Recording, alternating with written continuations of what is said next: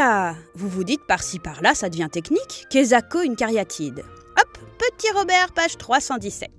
Cariatide, statue de femme tenant lieu de colonne ou de pilastre et soutenant sur sa tête une corniche, une architrave, un balcon, etc. Et oui, vous en avez déjà vu plein.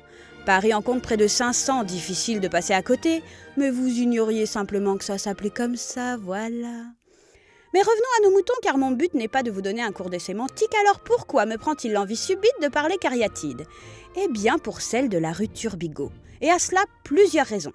D'abord, parce qu'elle est jolie, elle est quand même là depuis 1859, ce qui n'est pas rien, et c'est la plus grande de Paris. Vous noterez qu'elle mesure quand même 3 étages. Et enfin, parce que c'est un mystère. On ne sait quasiment rien d'elle.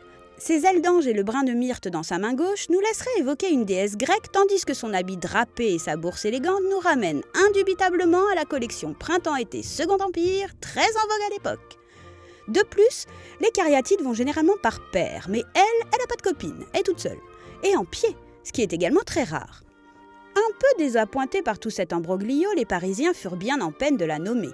Elle fut donc indistinctement l'ange du bizarre, le génie, ou encore plus prosaïquement, la femme cale-sac. En cherchant bien, j'ai quand même réussi à vous trouver un semblant d'explication à tout ça qui vaut ce qui vaut.